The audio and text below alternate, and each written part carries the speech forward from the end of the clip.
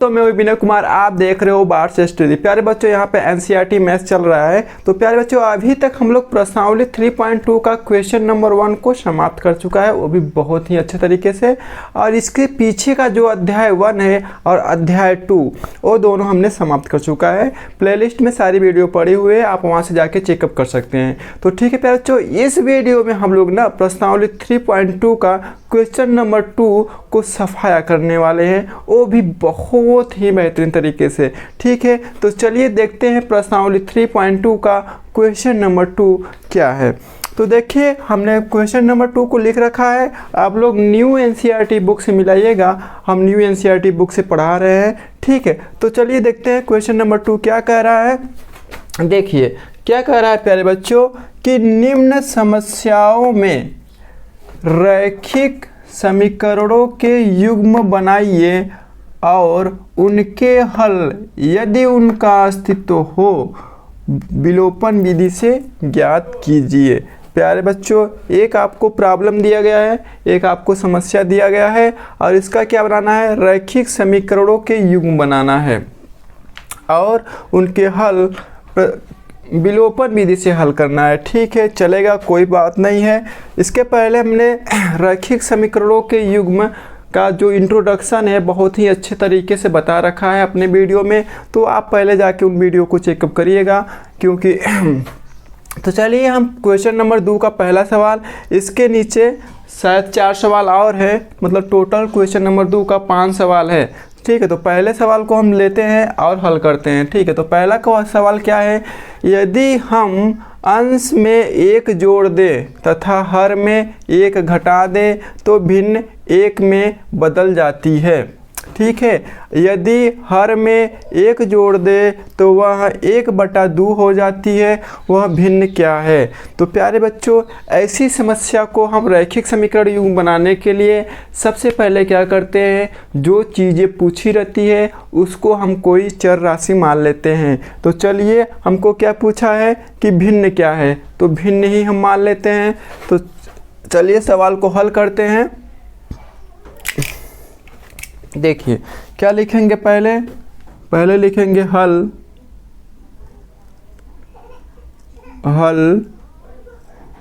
फिर लिखेंगे माना, मान लेंगे जो चीज़ पूछा है, माना भिन्न, भिन्न कैसे रहता है। देखिए, भिन्न x बटे में रहता है, ऐसा भिन्न 3/2 या 5/2 या फिर 4/2 भिन्न ऐसा रहता है। भिन्न के बारे में आप सभी जानते हो, तो भिन्न ऐसा कुछ रहता है। तो चलिएगा, ठीक है। अब देखिएगा, तो माना भिन्न हम अंश और हर में मानते हैं, तो माना भिन्न x बटा में y है, चलेगा, ये हमने मान लिया। ठीक है, ये हमने मान लिया, कोई बात नहीं है। अब कह रहा है यदि हम अंश में 1 जोड़ दें। ठीक है, अंश हमारा ये ऊपर x वाला है और हर हमारा नीचे वाला है। ठीक है, कह रहा है यदि हम अंश में 1 जोड़ दें तो ठीक है, तथा हर में 1 घटा दे तो भिन्न 1 में बदल जाती है। ठीक है, तो हम हर में अंश में 1 जोड़ते हैं और हर में से 1 घटा देते हैं और उसको दिखा देते हैं 1 के बराबर। ठीक है, तो लिखेंगे यहाँ पर, क्या लिखेंगे कि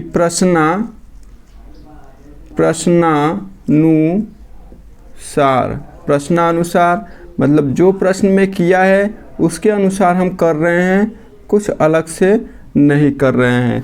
तो चलिए, कह रहा कि अंश में 1 जोड़ दें, तो अंश में 1 जोड़ते हैं, और कह रहा कि हर में से 1 घटा दें, हर में से 1 घटाते हैं, तो किसके बराबर हो जाता है, 1 के बराबर हो जाता है। हाँ, 1 के बराबर कर देते हैं। अब इसको हल कर देते हैं थोड़ा सा, तो यहाँ से हो जाएगा x + 1 बराबर में आएगा y - 1। ठीक है, x को इधर भेज दीजिएगा, इस y को बराबर के इस साइड भेजिएगा। ठीक है, तो यहाँ से मिलेगा x - y, और इस +1 को उधर भेजिएगा। ठीक है, भेज देते हैं, नो प्रॉब्लम। -1 है, फिर +1 है तो -1 हो जाएगा। ठीक है, फिर इसको और हल करते हैं। तो यहाँ से आएगा x minus Y minus 2, no problem. ठीक है, तो यहाँ से हमारा इक्वेशन नंबर 1 बन के आ गया। इसका नाम रख देते हैं हम इक्वेशन नंबर 1। ठीक है, नो प्रॉब्लम। अब कह रहा है, एक बात और कह रहा है, क्या कह रहा है देख लेते हैं, उसको भी देख लेते हैं जैसे इसको देखा। देखिए, फिर कह रहा कि यदि हर में एक जोड़ दें, तो हर में एक जोड़ देते हैं तो वह 1/2 हो जाती है। ठीक है, भिन्न हमारा है क्या, x और बट्टे में है y। ठीक, ये हमारा भिन्न है। अब कह रहा है कि भैया कि हर में एक जोड़ दें, तो ठीक है, हर में हमने एक जोड़ दिया। अब कह रहा है कि वह कितना हो जाता है, 1/2 हो जाता है। तो 1/2 हम बराबर में कर देते हैं। अब इसको हल कर देते हैं। अब इसको तिरछे में गुणा कर देंगे तो 2x हो जाएगा, इधर 2x बराबर में हो जाएगा y + 1, y + 1। ठीक है, नो प्रॉब्लम। y को इधर भेजिएगा तो हो जाएगा 2x माइनस y और बराबर में 1 हो जाएगा। ठीक है, अब इसका कुछ नाम रख देते हैं। इसका नाम रखते हैं इक्वेशन नंबर 2, इक्वेशन नंबर 2। ठीक है, अब हमको 2 इक्वेशन मिल गया है। ठीक है, अब हमको 2 इक्वेशन मिल गया है। अब इन दोनों इक्वेशन को लेकर विलोपन विधि से इनका हल निकाल दो। तो विलोपन विधि से कैसे हल होता है आपको मालूम है। चलिए हल करते हैं विलोपन विधि से हल। तो देखिए, अगर हम क्या करें, समीकरण 1 से समीकरण 2 में घटा दें तो क्या हो जाएगा, हमारा y वाला चर क्या हो जाएगा, y वाला चर विलोप हो जाएगा। ठीक हो, तो घटाते हैं। तो यहाँ पर लिखते हैं, क्या लिखते हैं कि समीकरण 1 में से समीकरण 2 घटाने पर, नो प्रॉब्लम, घटा दो भैया। तो घटाएंगे ना, देखिए अगर हम समीकरण 2 में से लिख देते हैं इधर, ये हमारा हो जाएगा x माइनस वाई बराबर में -2 और फिर नीचे है 2x माइनस वाई और बराबर में है 1। घटा देते हैं, जब घटाएंगे तो चिन्ह चेंज हो जाएगा और ये प्लस वाई माइनस वाई ख़त्म हो जाएगा और x में से -2x घटेगा तो हो जाएगा -x और बराबर में -2 और -1 -3। तो यहाँ से माइनस माइनस ख़त्म कर दोगे तो x बराबर में आ जाएगा 3। ठीक है, नो प्रॉब्लम। अब यहाँ पर लिखते हैं, क्या लिखते हैं कि x बराबर में 3 का मान समीकरण, किसी समीकरण में रख दो, समीकरण 1 में रखते हैं। समीकरण 1 में रखने पर, नो प्रॉब्लम, रख देते हैं। तो देखिएगा, समीकरण 1 में रखते हैं तो x माइनस वाई है और x की जगह हमको क्या रखना है, 3 रखना है। ठीक है, तो 3 माइनस वाई हो जाएगा, 3 माइनस वाई और बराबर में है -2। ठीक है, y को उधर भेजिएगा, इस y को उधर भेजिएगा और -2 को इधर भेजिएगा। तो ये हो जाएगा y बराबर में हो जाएगा 3 + 2 और बराबर में आ जाएगा 5। तो यहाँ से हमारा x और y का मान निकल गया। तो लिखेंगे अतः भिन्न हमारा निकल के आ जाएगा, क्योंकि हमारा x और y का मान निकल के आ गया। भिन्न x बटा में y है, भिन्न हमारा क्या मान रखा है, x बटा में y और x का मान है 3 और y का मान है 5। ये हमारा भिन्न निकल के आ गया। ये आपका क्वेश्चन नंबर 2 का पहला बहुत ही सिंपल तरीके से मैंने हल कर दिया। ठीक है, आप इसको देख लीजिएगा। हाँ, तो दोस्तों अब लोग देखते हैं क्वेश्चन नंबर 2 का दूसरा सवाल, जो कि आपके सामने है कि 5 वर्ष पहले नूरी की आयु सोनू की आयु की 3 गुनी थी। ठीक है, 5 वर्ष पहले नूरी की आयु सोनू की आयु से 3 गुनी थी। 5 साल पहले की बात कर रहा है। अब क्या कह रहा है कि 10 वर्ष पश्चात, मतलब 10 वर्ष बाद, अब से 10 वर्ष बाद नूरी की आयु सोनू की आयु की दोगुनी हो जाएगी। कोई बात नहीं है, हो जाने दो। नूरी और सोनू की वर्तमान आयु कितनी है? तो प्यारे बच्चों, ऐसी समस्याओं को रैखिक समीकरण के युग्म बनाना है। तो ऐसी समस्याओं को रैखिक समीकरणों को युग्म बनाने के लिए जो चीज़ें पूछी जाती है उनका हम कोई चर राशि मान लेते हैं। तो हमको पूछा है नूरी और सोनू की वर्तमान आयु। तो प्यारे बच्चों, हम इनको कुछ मान लेते हैं, इनकी वर्तमान आयु।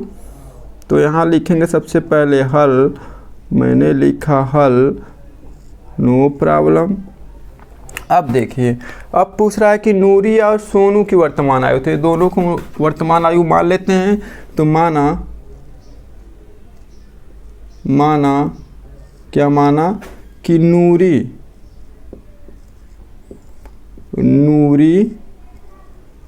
की वर्तमान आयु क्या हो जाएगा? बराबर में हमने मान लिया कि x वर्ष है। हाँ, नूरी कितनी वर्ष के है अभी? x वर्ष। ठीक है, हमने मान लिया। और सोनू का भी मान लेते हैं। तो यहाँ लिखेंगे तथा सोनू नाम का एक व्यक्ति है। तो सोनू की वर्तमान आयु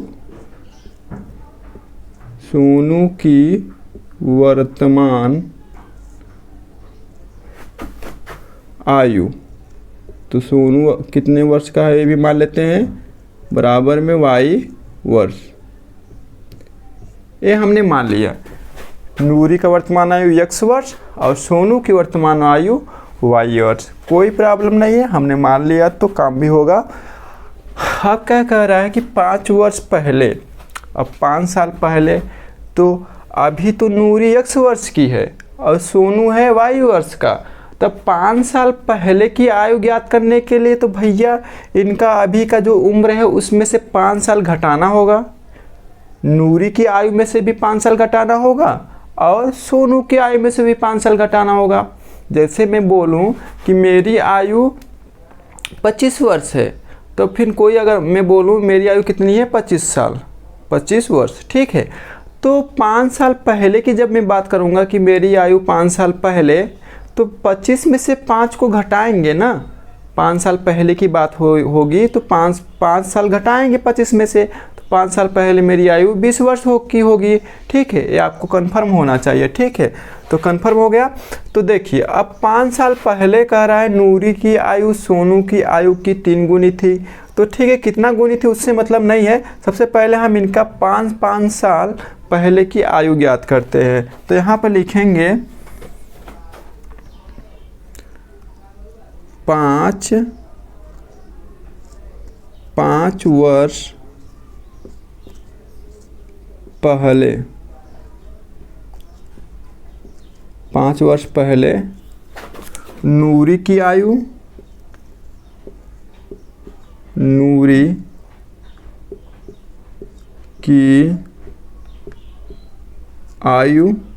कितना हो जाएगा भैया?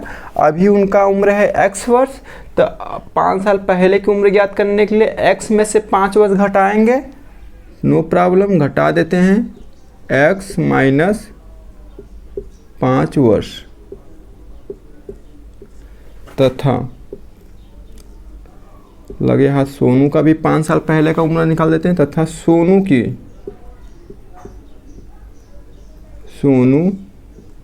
की आयु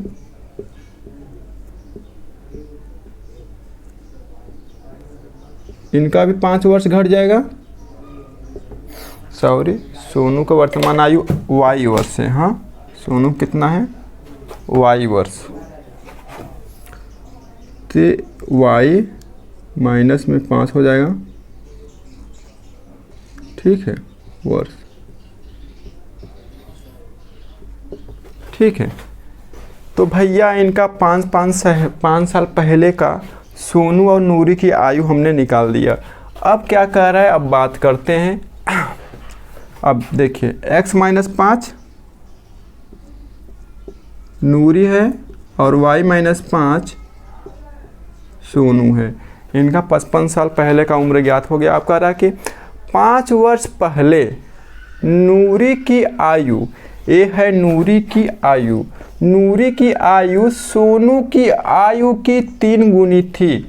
इसकी आयु की 3 गुनी ये नूरी थी। तो भैया ये तो 3 गुनी इसकी पहले से है, ठीक है, इसका 3 गुना ये पहले से है। तो हमको इनको क्या करना है, बराबर करना है, इनकी आयु को बराबर करना है, दोनों को सेम आयु का बनाना है। तो भैया ये 3 गुनी है, तो इसको भी हम 3 गुनी जब कर देंगे तो ये दोनों बराबर उम्र के हो जाएंगे, ठीक है। कहने का मतलब ये है ये 3 गुनी पहले से है, तो इसको भी 3 गुनी कर दोगे तो ये दोनों क्या हो जाएंगे, बराबर उम्र के हो जाएंगे। तो ठीक है, यहाँ हम बराबर करते हैं, इनमें हम 3 का गुणा कर देंगे, ठीक है। अब इसको हल कर दीजिएगा, तो यहाँ से हो जाएगा कुल मिला के x माइनस में 5, 3 का अंदर गुणा होगा तो 3y और माइनस 15, y को इधर भेजिएगा और 5 को उधर, तो x माइनस 3y और यहाँ माइनस 15 है और ये 5 उधर जाएगा तो प्लस 5 हो जाएगा और ये घट के आएगा माइनस का 10, ठीक है। अब मैं थोड़ा इधर मिटा देता हूँ, जगह बहुत कम पड़ रहा है, मैं इधर मिटा देता हूँ, ठीक है। अब इसका स्क्रीनशॉट ले लीजिए, मैं इधर ऊपर मिटा देता हूँ। हाँ,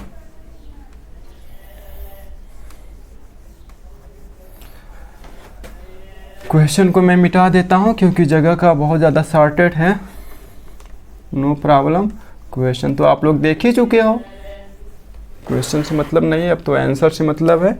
अब देखिए एक इक्वेशन नंबर हमको क्या मिल जाएगा, 1 मिल जाएगा, ठीक है। x माइनस 3y बराबर में माइनस 10, ये हमारा इक्वेशन नंबर 1 हो गया। अब देखिए, अब फिर और कुछ कह रहा है, और कुछ क्या कह रहा था, आप लोग मिलाइएगा, मैं बुक से देख के बताता हूँ कि 10 वर्ष पश्चात नूरी की आयु सोनू की आयु की 2 गुनी हो जाएगी। अब 10 वर्ष बाद की आयु बोल रहा है कि, अब देखिए अभी वर्तमान आयु x वर्ष है नूरी का और सोनू का है y वर्ष। अब 10 वर्ष बाद मतलब 10 साल ये लोग बढ़ जाएंगे, तो हम वर्तमान आयु में अगर 10 वर्ष जोड़ देंगे तो 10 साल के बाद की उम्र ज्ञात हो जाएगी। तो ठीक है, यहाँ लिखेंगे 10 वर्ष बाद, 10 वर्ष बाद, 10 वर्ष बाद। अब 10 वर्ष बाद नूरी भी 10 साल बढ़ जाएगी और सोनू भी 10 साल बढ़ जाएगा। अब क्या कह रहा है कि कौन 10 वर्ष बाद नूरी सोनू की आयु की 2 गुनी हो जाएगी। ये नूरी की आयु जो है, ये नूरी की जो आयु है, इसकी आयु की ये 2 गुनी है, ठीक है, इसकी आयु की 2 गुनी है। तो भैया इनकी आयु को बराबर करना है, मतलब इनको बराबर आयु का बनाना है, बराबर उम्र का बनाना है। तो भैया ये 2 गुनी है, तो भैया इनको भी 2 गुनी कर देते हैं, नो प्रॉब्लम। तुम भी भाई 2 गुनी हो जाओ और इसकी उम्र की हो जाओ, ठीक है। अब इनका हम गुणा करके इक्वेशन बनाते हैं। तो यहाँ से हमारा x प्लस 10 और 2 का अंदर गुणा होगा तो 2y और प्लस में 20, 2 को इधर भेजिएगा 2y को, तो यहाँ से हो जाएगा माइनस 2y और 10 को उधर भेजिएगा तो 20 में से 10 घटाइएगा तो आएगा 10। ये हमारा इक्वेशन नंबर 1। अब हमको इक्वेशन नंबर 1 और इक्वेशन नंबर 2 मिल गया है। अब इसको विलोपन विधि से हल करते हैं। कहाँ करूँ, इधर कर देता हूँ, बहुत कम जगह मिल रहा है। चलिए, तो क्या करते हैं, समीकरण 1 से समीकरण 2 को समीकरण 2 से समीकरण 1 घटा देंगे, ठीक है। तो लिखेंगे यहाँ पर कि समीकरण 1 से समीकरण 2 घटाने पर, नो प्रॉब्लम, घटा दो। तो देखिए अब यहाँ से घटाएंगे समीकरण 1 से समीकरण 2 घटाएंगे तो इसका चिन्ह परिवर्तन हो जाएगा। ठीक है, लिख देते हैं भैया, बहुत ज़्यादा दिक्कत हो रहा है।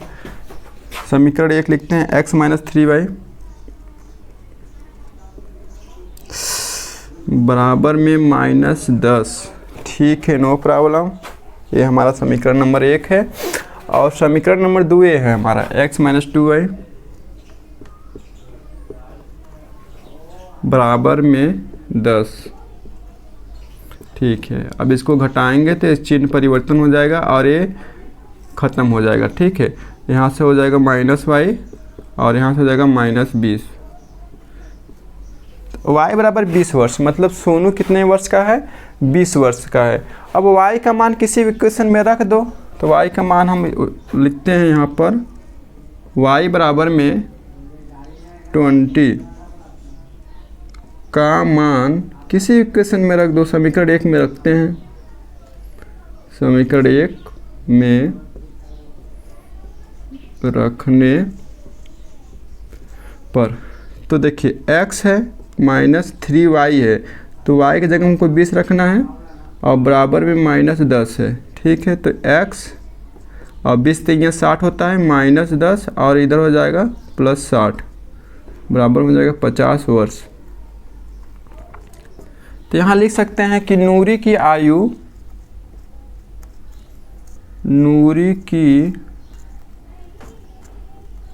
वर्तमान आयु 50 वर्ष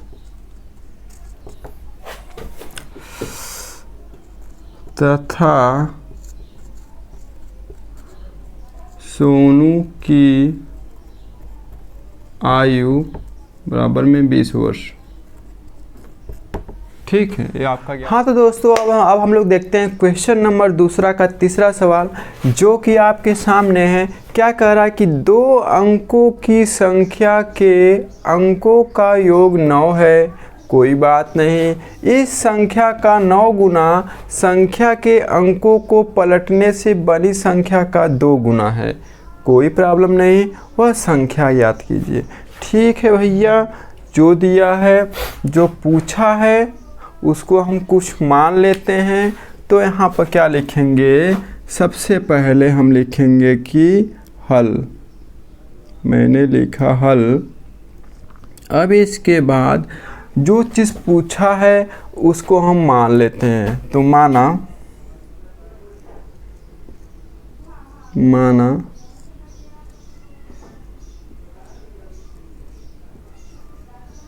संख्या का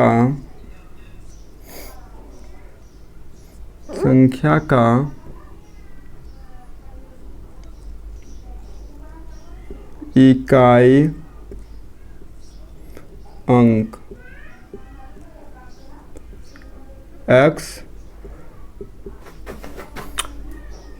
तथा दहाई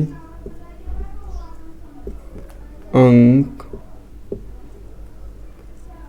y है। अतः संख्या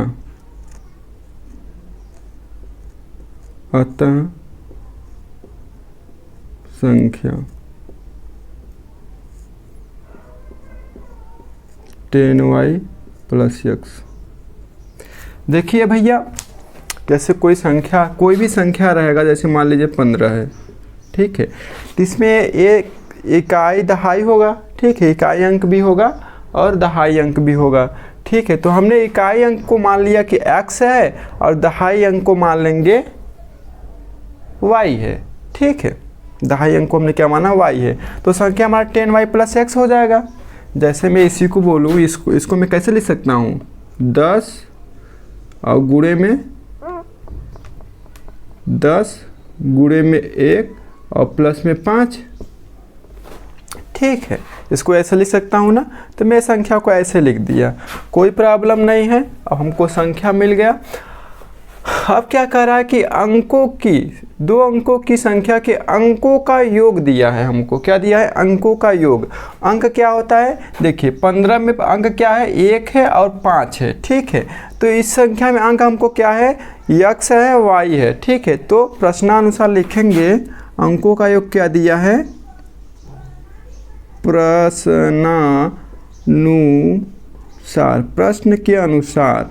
तो क्या दिया भैया कि अंकों का योग। तो हमारे पास इस संख्या का अंक क्या क्या है? इकाई अंक है x और दहाई अंक है y। तो इनका योग दिया है, कितना दिया है? 9 दिया है। नो प्रॉब्लम, इनका योग 9 दिया है तो हम ले लेते हैं और इसका नाम रख देते हैं इक्वेशन नंबर 1। अब क्या कह रहा है? इस संख्या का 9 गुना, किसका? इसका 9 गुना, ठीक है। 9 गुना संख्या के अंकों को पलटने से बनी संख्या का 2 गुना है। अब भैया जो संख्या है इनका अंक पलट देंगे तो देखिए जब हम इनका अंक पलटेंगे तो कौन सी संख्या बनेगी? देखिए तथा लिखेंगे अंकों को पलटने पर संख्या। देखिए भैया अगर हम अंक पलटेंगे तो ये जो दहाई वाला है इकाई अंक पे आ जाएगा, ठीक है। ये जो दहाई वाला है इकाई अंक पे आ जाएगा और जो इकाई वाला है वो दहाई अंक पे आ जाएगा। तो कहने का मतलब जहाँ y है वहाँ x हो जाएगा और जहाँ x है वहाँ y हो जाएगा। तो संख्या हमको मिलेगा क्या कि 10x प्लस y। समझ में आया? तथा अंकों के पलटने पर संख्या 10x प्लस y हमको मिल गया। अब क्या कह रहा है? अब क्या कह रहा है? देखिए कह रहा है ना इस संख्या का 9 गुना, इसका 9 गुना, तो इसका 9 गुना करते हैं।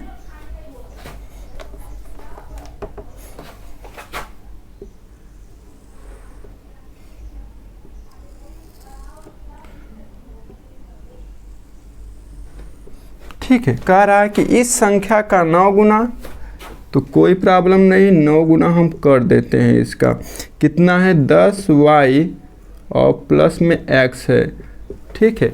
इसका 9 गुना और कह रहा है संख्या के अंकों को पलटने से बनी संख्या का 2 गुना, इसका 2 गुना है, ठीक है। 2 गुना कर देते हैं।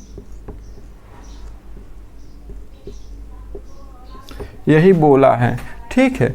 यही बोला है कि इस संख्या का 9 गुना और इसका 2 गुना है। तो मैंने कर दिया। अब इसको सॉल्व कर दीजिए। 9 का अंदर गुणा करेंगे तो हो जाएगा 90y, फिर 9x हो जाएगा, नो प्रॉब्लम। 2 का अंदर करेंगे, 2 दूनी के 2 दहा में 20x हो जाएगा और प्लस में 2y हो जाएगा। इसको इधर लाइएगा, 2 को इधर लाइएगा तो 90y और प्लस 9x माइनस 20x, सबको इधर लाइएगा, ठीक है।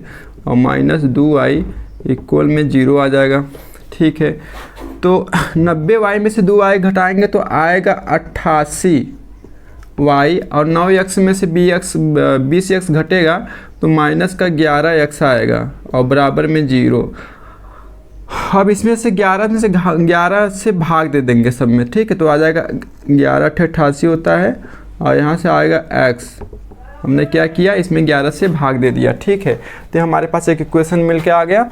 इसको हम और अच्छे से लिख सकते हैं, माइनस का x और प्लस 8y और बराबर में 0। इसका नाम रख देते हैं इक्वेशन नंबर 2। अब हमको 2 इक्वेशन मिल गया और दोनों इक्वेशन से हम क्या करेंगे? हल कर देंगे। देखिए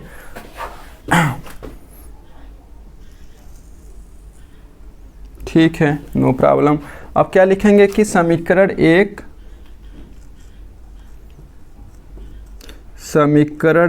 से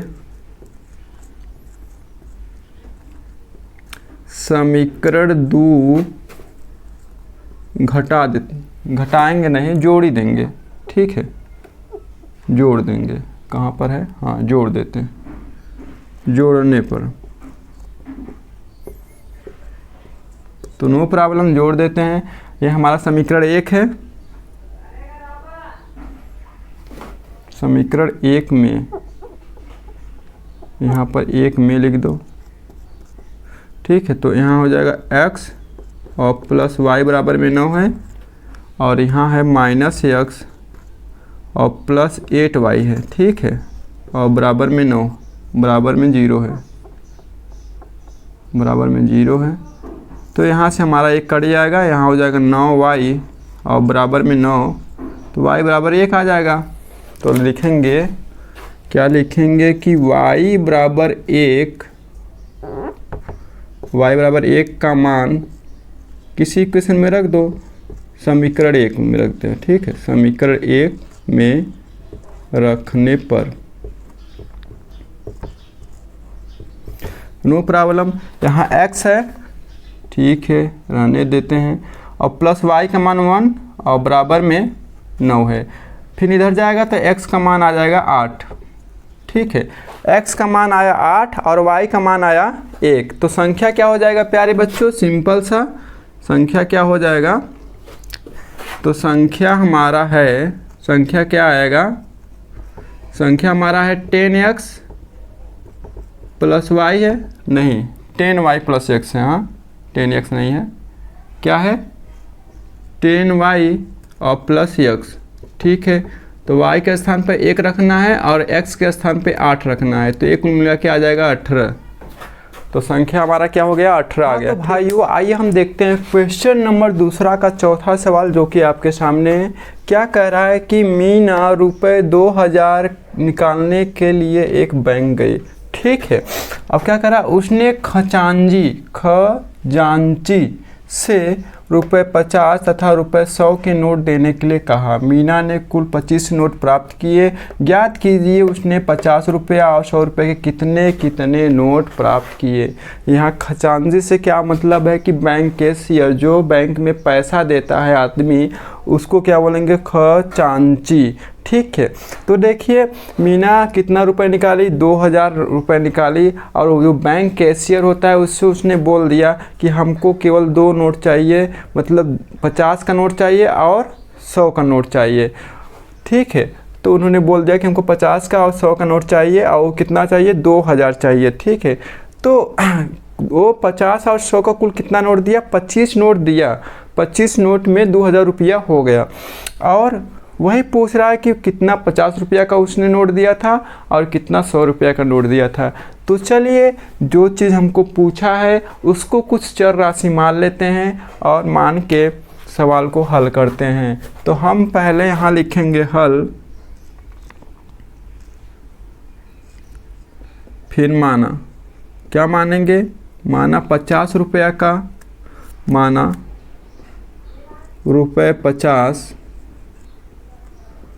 का x नोट है, ठीक है।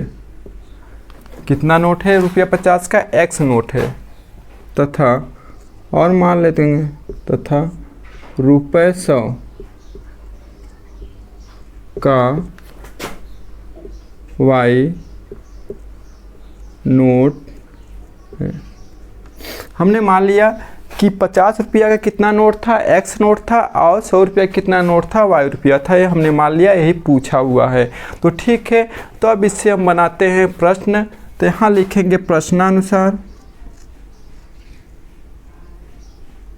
प्रश्नानुसार,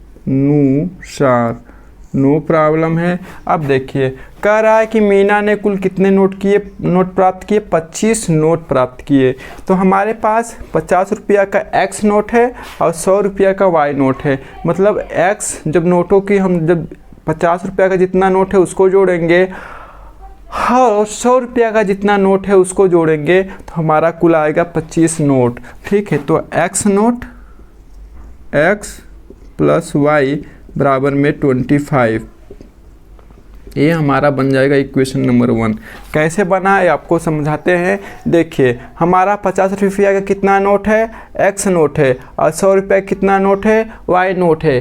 केवल 50 और 100 रुपये का ही नोट है, और इन दोनों की नोटों की संख्या कितनी है, 25 है। तो हमने x + y बराबर में 25 लिख दिया। कोई प्रॉब्लम है, नहीं प्रॉब्लम है, ठीक है। और फिर यहाँ लिखेंगे तथा देखिए 50 रुपया का कितना नोट है, x नोट है। मतलब अगर हम 50 गुणे में x कर देंगे तो 50 रुपया x नोट से जितना पैसा बनेगा वो आ जाएगा। अगर हम कर दें 50x + 100y बराबर में 2000, ये हम कर सकते हैं कि नहीं कर सकते हैं। देखिएगा x नोट है 50 रुपया, ठीक है। 50 रुपया का कितना नोट है, x। तो मतलब जैसे मान लेते हैं 50 रुपया का 5 नोट है, ठीक है, 5 नोट है। तो अगर हम 5 का गुणा कर देंगे तो 250 हो जाएगा, ठीक है। तो मतलब अगर हम जितने का नोट है और जितना नोट है उतना गुणा कर देंगे तो पूरा पैसा आ जाएगा, कितना रुपया है पूरा आ जाएगा। तो इसी प्रकार हमारा x नोट है वो भी 50 का है तो 50x कर दिया, और y नोट है वो भी 100 का था, हमने 100y कर दिया। तो मतलब ये टोटल कितना रुपया हो गया, बराबर में 2000 रुपया निकाला था, वो हो गया, ठीक है। हमको इक्वेशन मिल गया। अब बहुत ही सिंपल से आप पहले यहाँ पर 50 का भाग दे देते हैं। तो यहाँ 50 का जब हम भाग देंगे ना बाबू, x प्लस में हो जाएगा 2y, आप भाग दे दीजिएगा। अब देखिए यहाँ से 0 कट जाएगा तो हो जाएगा 5 चौकी 20, 40 आ जाएगा, ठीक है। ये हमारा इक्वेशन नंबर 3 हो गया, ठीक है। इसका नाम ना रखो, इसका नाम रख के भाग दे दो, फिर इसका नाम रखो, ठीक है, 2। अब हमको इक्वेशन 1 और 2 मिल गया। विलोपन विधि से इसको हल कर दे, बहुत सिंपल है। विलोपन विधि का बहुत सवाल हो चुका है, आप इसको हल करिएगा वीडियो को पुश करके। तो चलिए अब हम इसको हल कर देते हैं, नो प्रॉब्लम है। अब देखिए हम लिखेंगे क्या कि समीकरण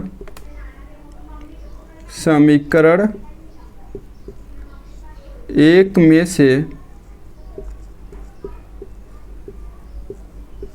समीकरण 2 घटाने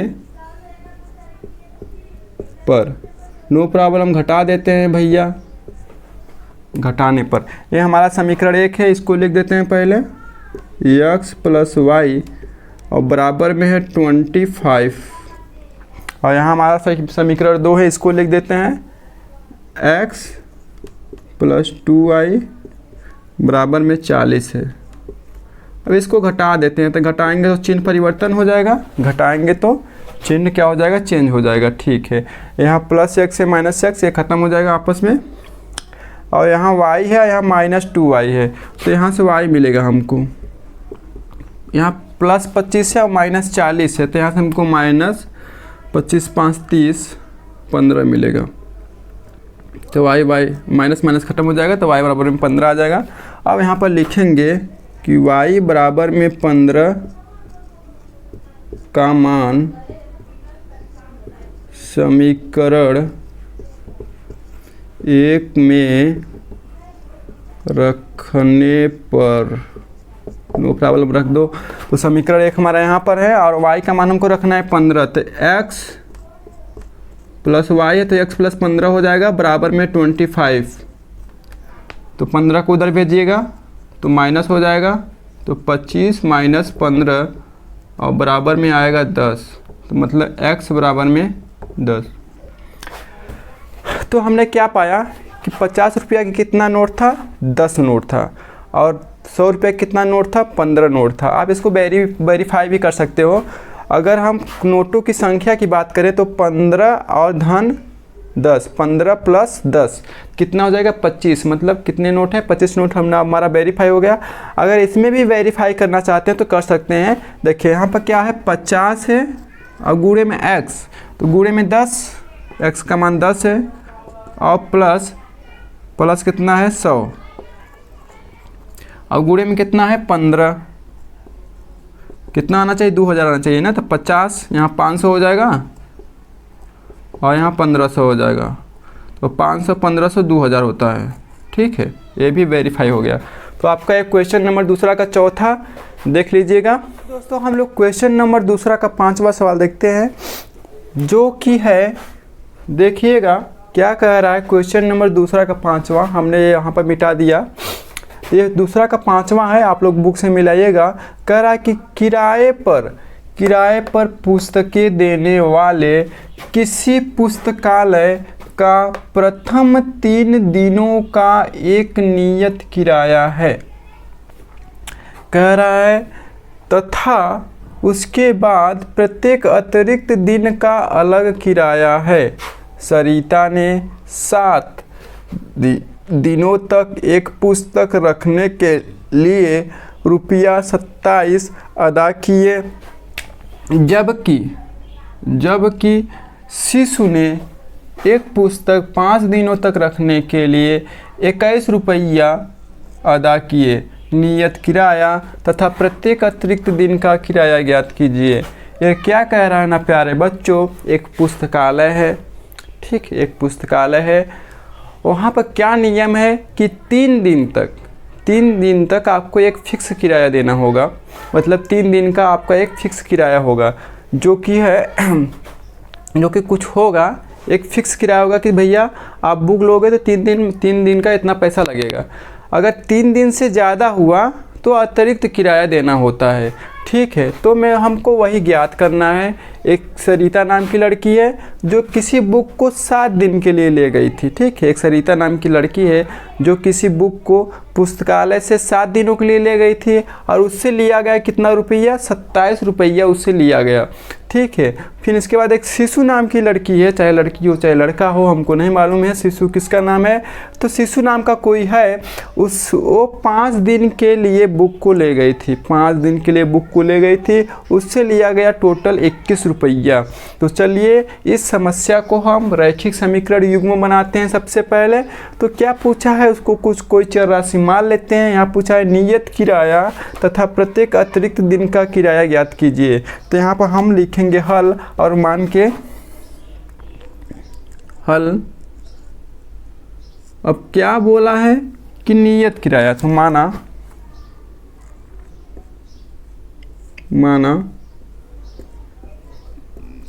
नियत किराया बराबर में रुपया में x। ठीक, ये नियत किराया हो गया। अब तथा प्रत्येक अतिरिक्त दिन का किराया भी मान लेते हैं। तथा प्रत्येक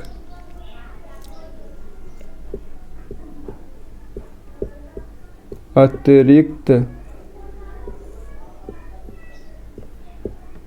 दिन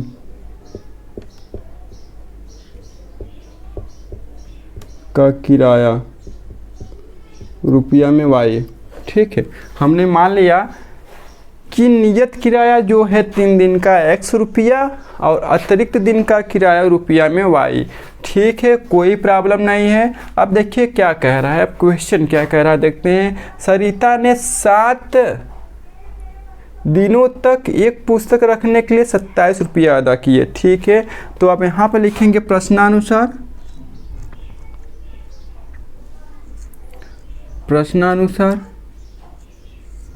देखिए सरिता भैया कितने दिन के लिए ले गई थे पुस्तक, 7 दिन के लिए। ठीक है, तो भैया 7 दिन, तो 3 दिन तक तो कितना रुपया देगी, x रुपया। 3 दिनों का किराया कितना देगी, x रुपया। और फिर उसके बाद अतिरिक्त किराया देगी, 4 दिन का अतिरिक्त किराया देगी। तो देखिए यहाँ सरिता जो है x रुपया 3 दिन का किराया देगी। ठीक है, अब 3 दिन तो बीत गया और फिर इसके बाद ये टोटल 7 दिन के लिए ले गई थी। तो 3 दिन और प्लस 4 दिन, तो टोटल 7 दिन हो जाएगा। और 4 दिन क्या देगी, एक्स्ट्रा किराया देगी। तो x प्लस में 4y। ठीक है, 4 दिन तक देखिए 3 दिन का किराया और ये 4 दिन का किराया है। और ये टोटल कितना रुपया देगी, 27 रुपया दी। फिर इसी प्रकार तथा इसका हम नाम रख देते हैं इक्वेशन नंबर 1।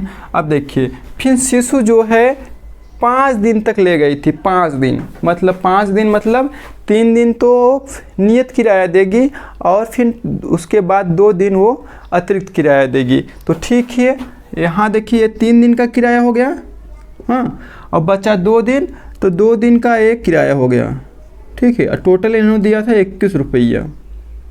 ये हमने मान लिया इक्वेशन नंबर 2। हमको 2 इक्वेशन मिल गया, विलोपन विधि से इसको हल कर देते हैं। तो यहाँ लिखेंगे समीकरण 1 में से समीकरण 2 घटाने पर, नो प्रॉब्लम, घटा देते हैं।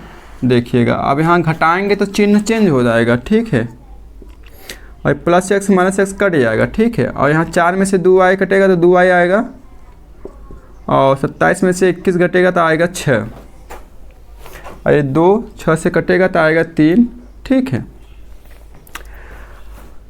अब यहाँ पर लिखेंगे कि y बराबर में 3 का मान किसी इक्वेशन में रख दो। मान लो हम समीकरण 1 ही में रख रहे हैं, तो समीकरण 1 में y बराबर 3 रखेंगे तो यहाँ x प्लस 4y है, तो x प्लस 4, y का मान हमको 3 रखना है, और प्लस बराबर में है 27, मिलाइएगा इधर x प्लस 4y पहला इक्वेशन है, बराबर में 27, तो x प्लस 4 गुणे में y है तो गुणे में हमको 3 रखना होगा, और बराबर में 27, ये हमने लिख दिया। अब देखिए यहाँ से x, अब 4 3 12 होता है, एक लाइन और बढ़ा देते हैं, जगह है पर्याप्त, और बराबर में 27, 4 3 12, 12 को उधर भेजिएगा तो x 27 में से 12 घटेगा तो प्यारे बाबू आ जाएगा, 7 में से 2 जाएगा 5, और 2 में से 1 जाएगा 1, 15 हो जाएगा। तो x का मान 15 और y का मान 3 आ गया। तो यहाँ पर लिख देंगे हम, मैंने बहुत से सवालों में नहीं लिखा, यहाँ पर जगह मिला है तो लिख देते हैं। तो नियत किराया, अतः यहाँ लिखेंगे अतः नियत किराया कितना है, 15 रुपया।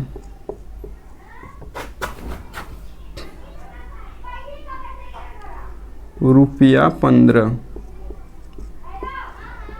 तथा अतिरिक्त किराया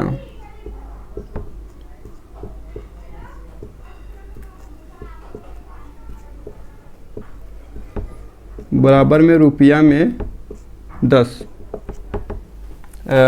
3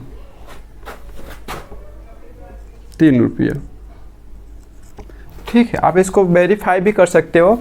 जैसे अगर हम x की जगह क्या रखेंगे, 15 रखेंगे, तो 15, और यहाँ y की जगह हम 3 रखेंगे, ठीक है। देखिए 15, x की जगह 15 रख दिया, और y की जगह हम 3 रखेंगे तो 4 3 12 हो जाएगा, क्योंकि y गुणा में है तो 4 गुणे में 3 12, ठीक है। और ये बराबर आएगा 27, तो मतलब